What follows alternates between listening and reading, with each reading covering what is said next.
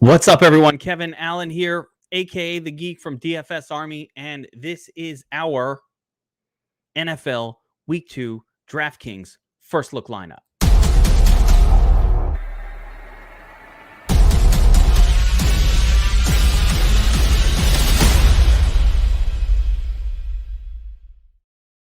All right, we're back to do another first look lineup, and let me explain in case you forgot. So every week, beginning of the week, it is Tuesday. We take a look at the DraftKings salary format, look over the players, look over the values, look over the games, and just get a little sense of, all right, who do we like this week? And I always like to start these builds with a little bit of an overview of the week itself. So let's pop over to the DFS Army Domination Station Optimizer, where we get a look at some of the game totals and spreads just to get an idea of, okay, which games are looking sexy for NFL Week 2. And a couple stand out. Listen, number one, first and beforemost. I know.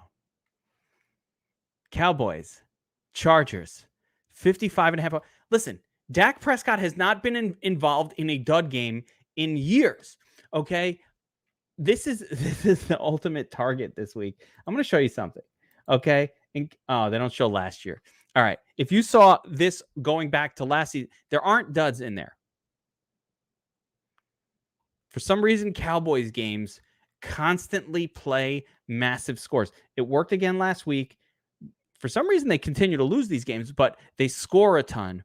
Now, the Chargers are not a team that I normally think of as like a sexy team with a lot of fantasy options, but we got to load up both sides of this game this week. So I'm going to be paying attention to Dak, and of course, with Michael Gallup out, we've got even a tighter group of assets. One interesting thing that you'll note from that game was how many targets Dalton Schultz, the tight end, got. And now we've got, I guess, Cedric Wilson as a WR3, who's probably going to be pretty cheap. So there are some interesting pieces on the Cowboys to pay attention to. Of course, no one wants to play Zeke after the dud. It's probably the time to go right back to him. Flip side on the Chargers, you've got Austin Eckler, looked pretty good last week, and Mike Williams I think he got 10 targets. So a lot of sexy options on the Chargers as well in this game. The other game that stands out, there's two more really, because we want close, high-scoring affairs. Titans, Seahawks. Of course, the Seahawks, monster week last week. Tyler Lockett went crazy. Ron Jones Jr. starting. He's dead to me, Kanger. I don't want to hear it. He's dead to us. But Cedric Wilson, there you go. So I see the mentions and I love it. So yeah, he'll be a sleeper this week. We'll see if he pops on. Actually, I'll check it in a minute here if he's popping in the projection model as a value. The other game that stands out is Cardinals Vikings, and Vikings, rough debut, but I like going back to teams that started a little bit rough. So the Vikings offensive pieces, unfortunately, are all very, very expensive. So it's not going to be the easiest team to fit around. Cardinals last week, obviously, Kyler Murray looks like the guy this year. He looks like the number one QB1 overall. This season, maybe going to compete with Dak for that distinction. Looked amazing last week. Christian Kirk had a big week. Hopkins had a big week. Rondale Moore, of course, a bit of a chalk disappointment. By comparison, that was pretty predictable, I would say. So we can go back. Chase Edmonds did pretty well. And on the Vikings, we know there are three main horses. One of them always scores over 25 fantasy points. You just got to guess which one each week. It could be Cook. It could be Jefferson. It could be Thielen. Last week it was Thielen. So those are the three games I'm really excited for. I think I have some interest in this 49ers Eagles game as well. I always like Jalen Hurts. I was all over him last week. So that game carries some interest. And for the most part, as you look around, yeah, I'd say Bills, Miami also carries a little bit of a sniff of interest there. But beyond that, it's a lot of low scoring games that we want to probably stay away from. Obviously, the Bucs probably have the highest team total on this entire slate as giant favorites against the Falcons. But, I don't know if I want to game stack that, as the Bucs are really good defense. So with that being said, actually, let's take a quick look at the domination station again, because projections are in. So what I like to do is just sort by value real quick and see if anybody's popping. I'm not seeing a ton of popping, actually. What about Cedric Wilson? Let's take a look At that, I know everybody's talking about him. Yeah, 3,100.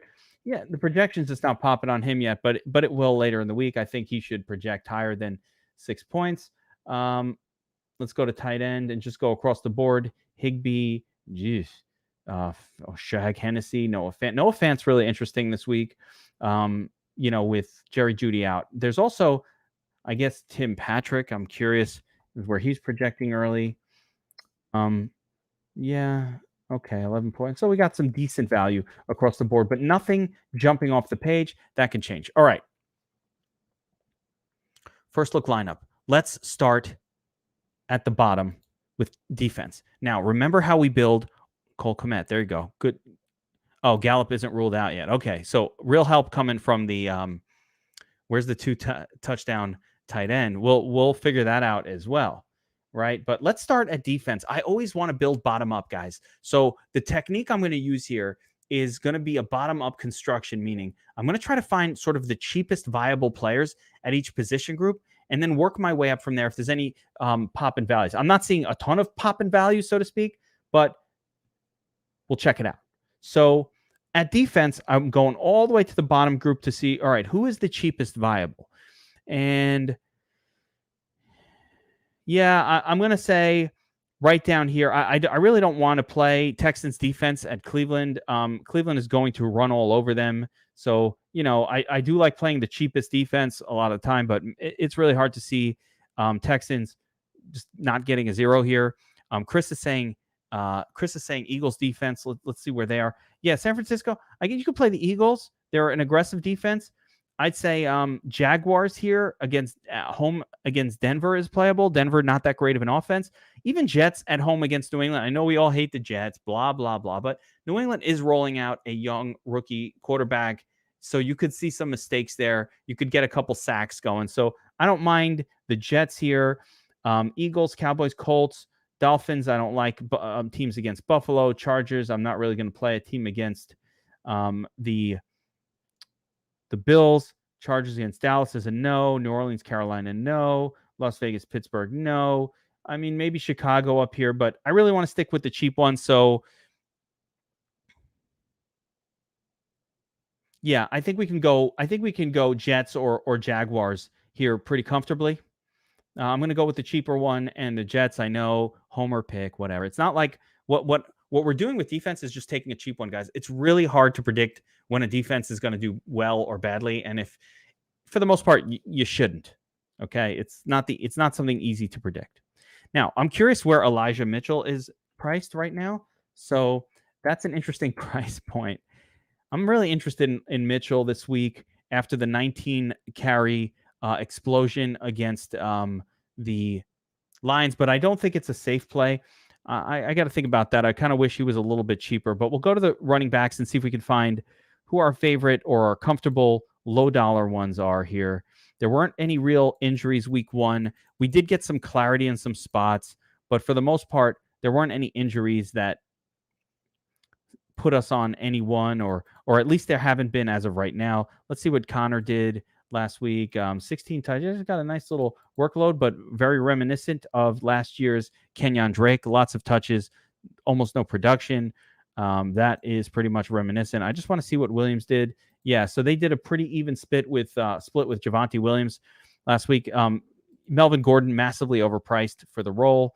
One concern I have with San Francisco, and the reason why I'm not loading up on Harris in New England. Let's take a look at Harris. Good suggestion, guys. I just want to see where the price point is. 5,400, not super cheap. Damian Snacks Harris got all the work you want. Very interesting. The fumble at the end. We'll have to see. If that has a carryover effect. But yeah, I don't mind this as a cheap guy actually against the Jets. Jets are very bad defense. So that is a play that I'm comfortable kind of with. I love that he got a couple of receptions, but there's a little bit of danger there, of course. Ron Jones is dead to me, guys. Yeah, the fumble. So there's a little bit of carryover punishment from Belichick. It's never easy to definitely know what's going to happen there. All right, so Chase Edmonds actually had a pretty nice game last week. Couple of receptions, bunch of carries.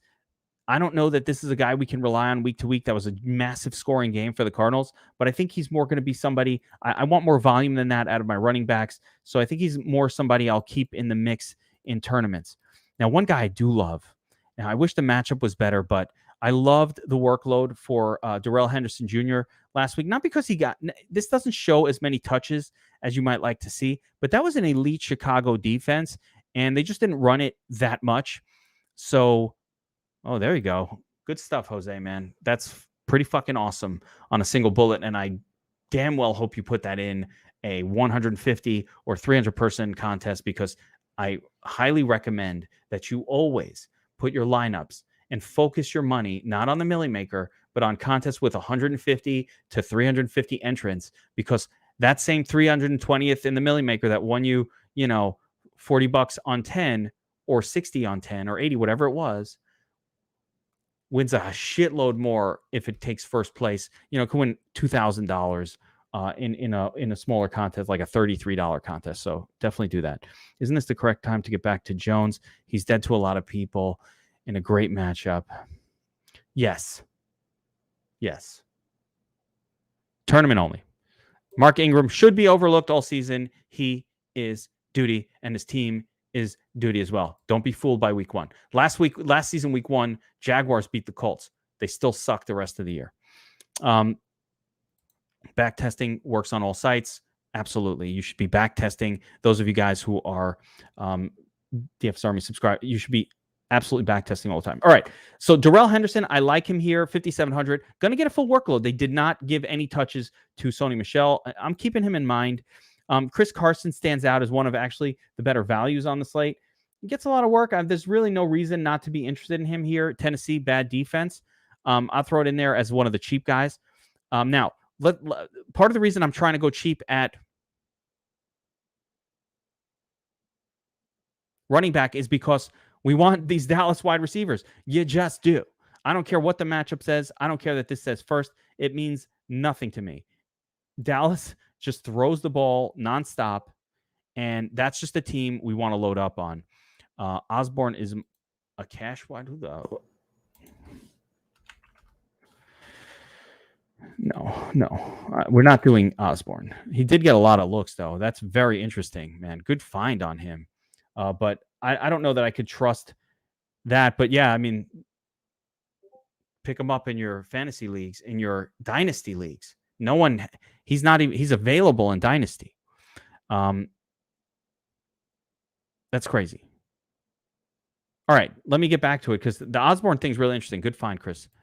Good find right there. I didn't pay attention to that, so that's good to know. I don't think I'm ready to go with him in like a cash game or anything, but I'm just interested in that.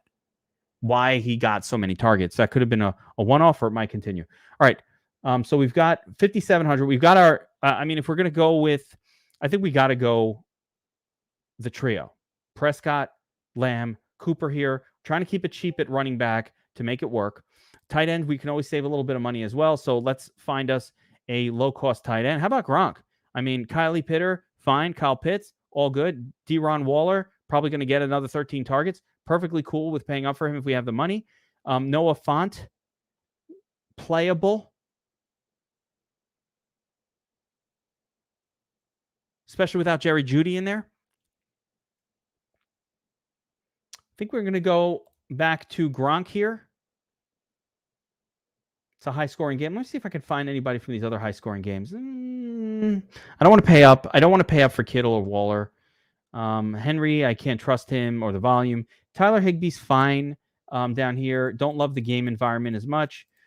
Cole Kmet, cheap value. Let's see if we can get really cheap with it. Here's a guy I like a lot. So if we want to move down, couple receptions. I'm not sure if I can trust the volume. You've got Dalton Schultz if we really want to get cheap with it. Again, not going to put up a monster score most weeks, but we'll get you a little something. Let's see if we can't kind of mix volume in with opportunity, with matchup. I'm going to lean. Let's see if we can afford it with Gronk. I kind of maybe will go down to Font or Higbee.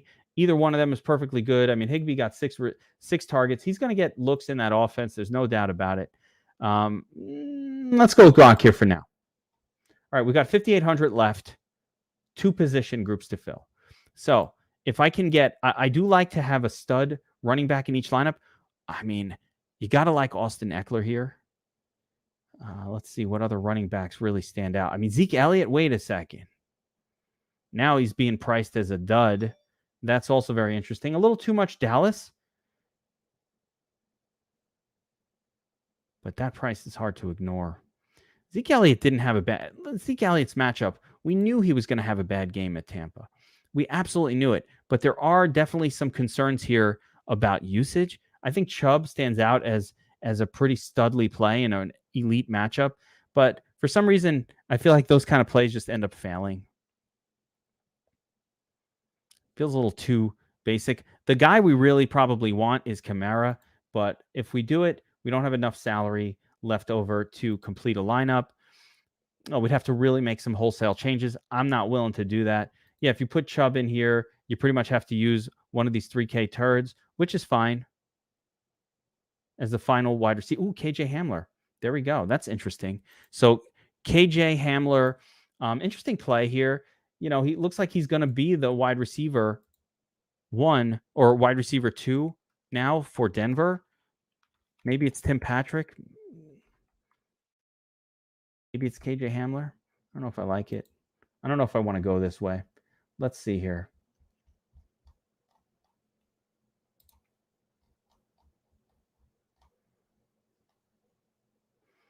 Trying to see if we can find anyone who kind of popped last week. I mean, you want to go back to Moore? Van Jefferson had a big week. I don't know about all that. I don't know if I can pull the trigger on Moore in a serious lineup. Let's see what happened with Elijah Moore. He got a couple targets, but he just couldn't catch any of them. You know, I think these things will clean themselves up. Juwan Johnson is a good suggestion. Let's see. Yeah, there we go. All right, let's take a look at what he did. Only 3 targets. He did it, but I need more targets. You know what? When the matchup tool loads up for DFS Army, I'll have, you know, we have an awesome tool, guys. And for those of you guys who are watching, who are subscribed, we have an awesome tool called the Matchups tool. And it's really what I use to make a lot of these decisions. It gives you snap counts. It gives you target percentages. It gives you snap counts for all the running backs. And it really tells a tale that is very, very important to know. A lot of times, you know, we get fooled by an interesting box score, but when you look behind the curtain, you get some different results that are really important to pay attention to. So, I mean, I don't hate Van Jefferson in this spot either. He definitely was, you know, utilized in that game against the 3 target guys. So I want a little more targets. So I think what I want to do here for this first look is go a little bit cheaper in my flex. Let's see if we can find another running back. Maybe it's Eckler. Let me see what Eckler wound up. Eckler just does not score touchdowns, but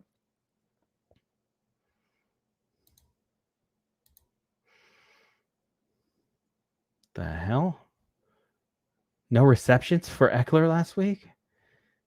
That's just bizarre. But he got a lot of, you know, Eckler could probably be slotted in here. Again, I want a piece of this Dallas Chargers game. Kyler Murray Kirk is, you know, we're going to be about it. Osborne, here we go. Kanger.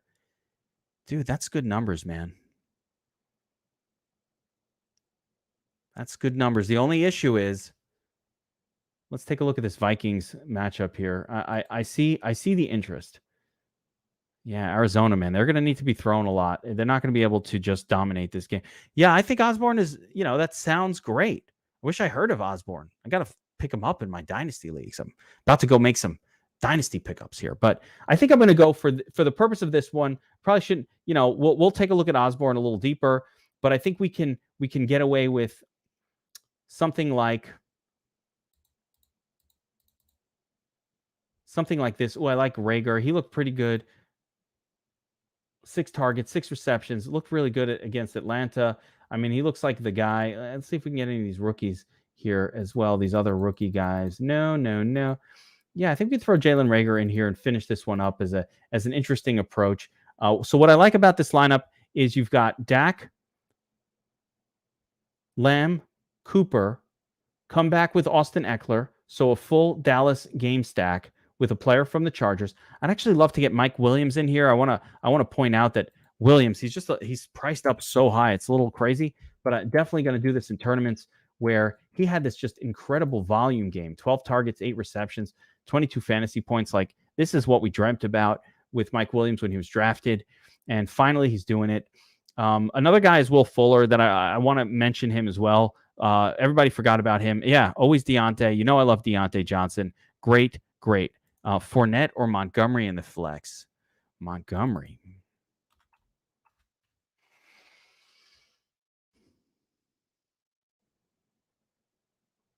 Ooh, wait a minute. How the fuck did I not notice that? It is Montgomery. Good call there. David Montgomery against Cincinnati. Hello, that's the ideal matchup. Gives us $1,500 more to spend on wide receiver. Now we can do like a legitimate upgrade here. Devonta Smith, Corey Davis is in the group. Cortland Sutton potentially. Oh, Chase. How about Chase? From Rager to Chase. Interesting. We could do that. So actually, I'm going to make that adjustment, man. That was a really good. I wish I could get up to Deontay Johnson with this lineup. You know, I play Deontay Johnson every single week, no matter what. I will definitely be playing him this week. He would fit nicely in there with Montgomery as a little mini stack, but unfortunately, we cannot get there without dropping somewhere else. So, you know, keep it in mind. That's enough for a nice little first look lineup. Don't worry about what happened last week. I get it. He held Dalvin Cook, whatever. Past performance is not indicative of future results all the time. If people are thinking that way, they don't want to play running backs against the Bengals. That's fine. I'm not going away from it. Montgomery, I can make an argument, had a smash game against the best defense in the league, the Rams. So, you know, considering it was the Rams, he put up 21 fantasy points. That for me is a smash, 108 yards. Now he's downgrading. Rams, elite defense. So, yeah. No Debo. No Debo this week. Actually, maybe, but not in this lineup. So, guys, that'll do it for the first look lineup. Quick hitter video. I will be back on Thursday for the game plan, as always, when we break down the entire slate, game by game, core 4, with one of the top DFS players in the world, John Statsational Alicia, by my side, number 10 ranked DFSer in the world. And we'll break down all the games, a little bit of an angle on mass multi-entry. So be back Thursday morning for the game plan. And that'll do it for this one, guys. Good luck this week. Again, Tuesday, start to take a look at salaries, start to think about different stacks, different builds, different lineup constructions. Nothing is permanent on a Tuesday, man. We're going to find out a whole lot as the week rolls on. Good luck this week, everyone. I will see you next time.